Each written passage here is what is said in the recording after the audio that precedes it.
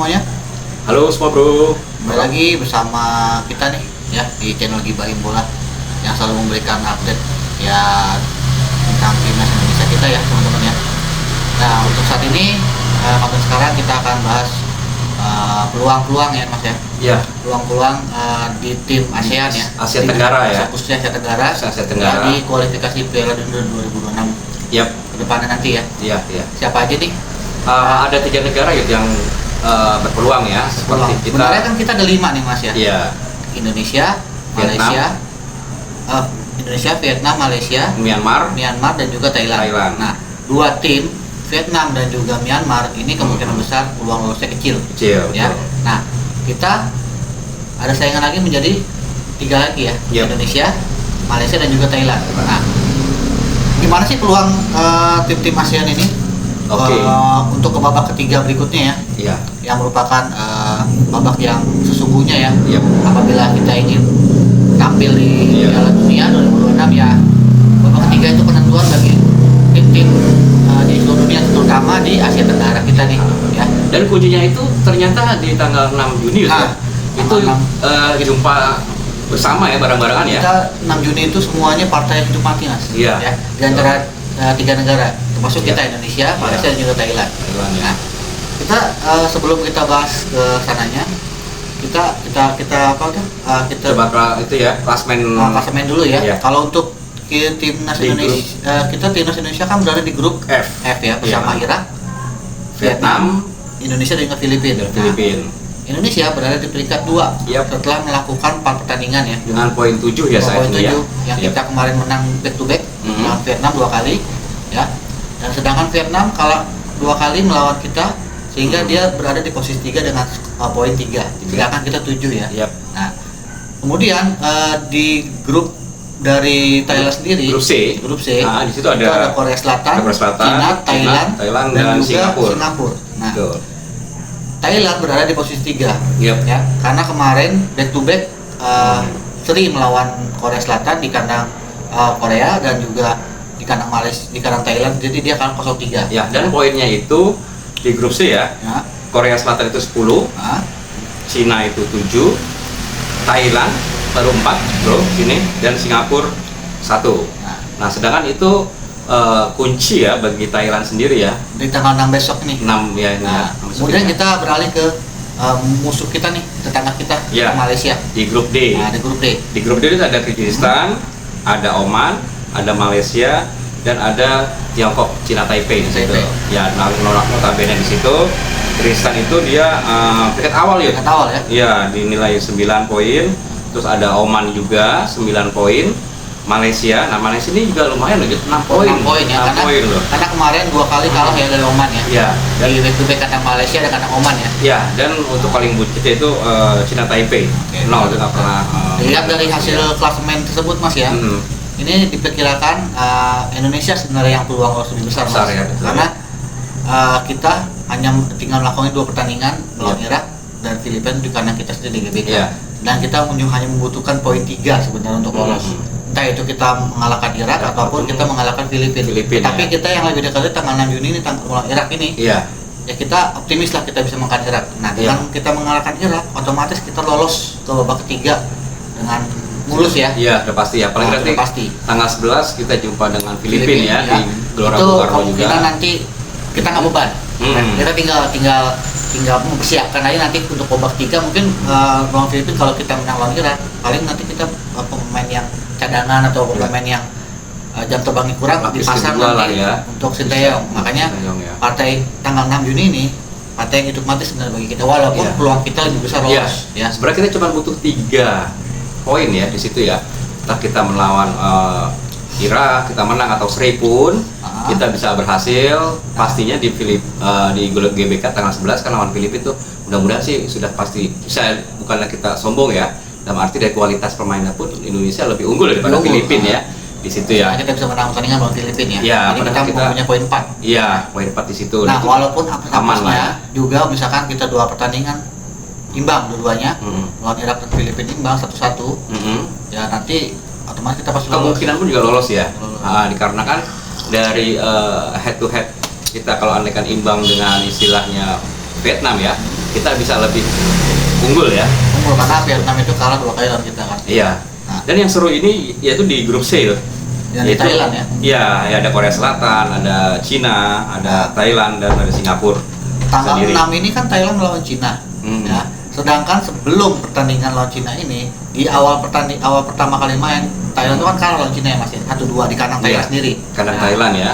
Nah, kemarin lawan Korea Selatan itu dia back to back hasil seri dan juga hasil kalah melawan Korea Selatan. Jadi dia sekarang di posisi 3. Nah, tanggal 6 nanti, 6 Juni nanti Thailand dia lawan akan Cina. bertemu dengan Cina Di ya. kandang Cina ya. Cina. Nah, itu kalau andaikan kalah Thailand, sebenarnya Thailand tuh wajib menang, Mas. butuh berapa sih nilainya si Thailand itu? Sebenarnya butuh poin berapa? Butuh kemenangan itu kayaknya harus menang. Harus ada menang, Mas. Harus ada menang ya. Minimal harus ada menang. Kalau bisa lawan Cina itu menang karena ini partai menentukan karena kalau di lawan Cina ini kalah, otomatis peluang dia pupus gagal. Karena otomatis Cina dan Korea Selatan yang menenggang karena poinnya sudah jauh. Kecuali Thailand menang lawan Cina, kemungkinan peluangnya masih besar. Apalagi nanti Cina melawan Korea Selatan di pertandingan tanggal 11 ya. Dan Malaysia melawan Singapura. Thailand melawan Singapura. Otomatis pada Thailand bisa seri aja, Cina kalah. Otomatis Thailand bisa lolos. Jadi minimal dia punya poin 4. Intinya 4 ya. Dia harus punya poin 4 minimal harus menang poin dan 1 seri ya. Ya minimal 4 itu poin mati untuk Thailand itu 4. Dan tidak boleh kalah. Tidak boleh kalah. Ya. Nah itulah yang menarik di grup C ini, di grup Thailand ya. Jadi tanggal 6 itu Indonesia dan Thailand pun harus berjibaku dengan Cina ya. Dengan Cina dan Indonesia lawan Irak ya. Nah, dan Cina istilahnya kadang Cina lagi. Karena Cina. Kelihatannya sih kalau dari prediksi sih agak sulitan ya Thailand bisa memenangkan pertandingan di China ya. Tuh peringkatnya di atas Thailand Mas. Jadi iya, cukup bagus untuk Cina juga. Thailand sendiri untuk peluang lolos agak sedikit berat karena lawannya Cina. Cina butuh hasil imbang pun lolos Mas. Lolos ya.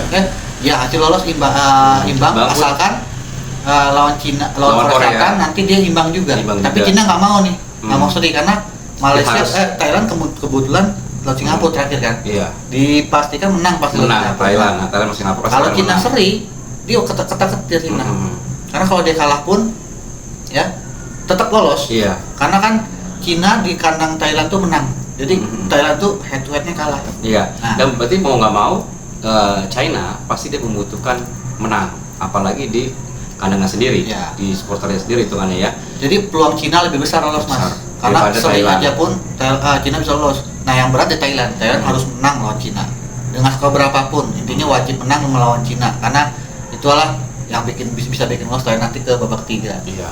Nah yang menarik juga di grup D ya. Di grup D di Malaysia nih Mas. Ya, di Malaysia. Grup D sebenarnya poinnya agak tipis ya. Kyrgyzstan itu ada 9, Oman 9, dan Malaysia 6. Nah, disinilah menariknya. Nah, tanggal 6 ini Malaysia ketemu dengan Kyrgyzstan. Ya. Malaysia Kyrgyzstan ya. Di kandang Kyrgyzstan. Nah, sebelumnya kan Malaysia menang melawan Kyrgyzstan 4-3. Ya kan? Nah, ini menarik nih. Kalau misalkan Malaysia kalah lawan Kyrgyzstan, itu nanti pasti akan ada sesi gol. Dan otomatis Malaysia pun kemungkinan lolos agak berat. Ya. Karena terakhir kan dia melawan Cina Taipei dan Kyrgyzstan melawan Oman. Poin misalkan Kyrgyzstan menang lawan Malaysia berarti 12. Oman pasti menang melawan Kyrgyzstan. Cina Taipei ya. Poin sama 12. Malaysia 6. Peluang lolos tertutup. Dan juga dari Malaysia sendiri dia harus mengemas poin 4 gitu ya.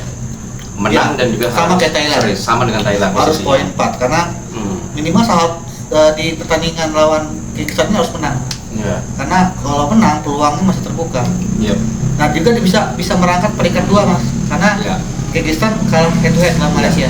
Nah peluang Malaysia bisa lebih lolos lebih besar karena terakhir lawannya Cina Taipei. Makanya dia harus menang melawan Kyrgyzstan. Iya. Tapi tidak mudah juga ya karena Kyrgyzstan di kandangnya sendiri ya. Karena Kyrgyzstan kemarin tim Kyrgyzstan juga sih Mas di yang membantu kita lolos ke Piala Asia ya kan. Melawan kemarin Oman ya membantu kita lolos di Kyrgyzstan. Ya itulah nggak gampang. Apalagi di penontonnya sendiri ya akan selalu kesulitan. Kyrgyzstan pun juga nggak mau kalah. Iya. Dan dia juga kalau kalah posisinya terancam juga. Iya. Dan kalau dari materi pemainnya yang ada, Kyrgyzstan juga sama dengan Malaysia sebenarnya bisa dikatakan di atas dari Malaysia Kyrgyzstan ya. Kyrgyzstan peringkatnya masih di atas Malaysia. Masih di atas Malaysia. Terus kalau dilihat dari istilahnya permainannya pun masih bagus di Nah, sudah kita dibahas kemarin kan, Malaysia itu sekarang udah banyak kan pemain naturalisasinya ya. Iya. Jadi lagi pengen ke Indonesia bangun timnasnya dari naturalisasi kan. Iya. Tapi itu menjadi pertaruhan juga karena yang kita lihat naturalisasi Malaysia tidak sebagus banyak. Sudah cukup banyak di Malaysia sendiri ya bro ya. Tidak sebagus timnas kita. Tidak hanya 2 atau 3 pemain naturalisasi yang diambil dari Malaysia ya, tapi memang untuk kualitasnya masih bagusan diaspora naturalisasi dari Indonesia. Apalagi itu ada pemain dari Eropa ya, yang John Cobb itu pemain bagus, pemain mahal. Jadi makanya dia yakin kalau dia bisa lolos ke babak 3. Nah, ini menarik Mas. Nah, Thailand pun tidak ada pemain naturalisasi, sedikit pemain lokal, tapi permainannya masih bisa dibilang terbaik lah di ASEAN, karena di Asia pemain aja walaupun dia tidak lolos tetapi menampilkan permainan yang lebih baik ya. Iya. Dan bisa mengangkitkan tim-tim yang kuat ya. Dari ketiga, Indonesia, Thailand dan Malaysia, memang kita yang sangat berpeluang besar gitu paling ya. besar kita. Paling besar kita dibanding mereka, dan ini merupakan mungkin sejarah bagi Asia Tenggara ke depannya ya. Dan bisa-bisa yuk Indonesia mewakili dari Asia Tenggara untuk kualifikasi Piala Dunia masuk ke babak 3 ini. Untuk pengejaran poin kita yang paling ringan 3 semua Mas ya. Nah, tapi kalau misalkan namanya bola bundar ya, tiba-tiba nanti Asia Tenggara, Malaysia dan Thailand lolos dua-duanya, berarti 3 sama Indonesia misalnya kita bisa lolos, itu merupakan sejarah bagi Asia Tenggara karena betul. Ke babak ketiga kita bisa lolos. Nah, disitulah ya manakah pemain Asia Tenggara terbaik ya nanti yang bisa lolos ke fase berikutnya, syukur-syukur sampai ke Piala Dunia. Dan itu juga dengan nanti mudah-mudahan keberhasilan kita mewakili dari Asia Tenggara di kualifikasi dunia, itu juga membungkam para supporter-supporter dari netizen yang datangnya dari luar. Iya benar. Dari Vietnam, dari Malaysia sendiri yang saat ini sedang heboh juga ya. Malaysia mengklaim istilahnya juga perang saraf ya, sangat merendahkan dari kualitas pemain-pemain diaspora dari kita. Makanya itu nanti kita buktikan. Ya, dari situ. Nah, ini cukup menarik juga Yud, ketika istilahnya nanti kita mewakili dari Asia Tenggara ini, dan ternyata itu kedepannya itu cukup ini juga Yud ya, lawan-lawan yang akan kita hadapi itu tidak mudah di situ. Ya. Karena banyak diprediksi mungkin kita bisa ketemu dengan Korea bisa ketemu dengan Jepang ya, ketemu ya. Pokoknya tim-tim besar yang langganan lolos Piala Dunia ya.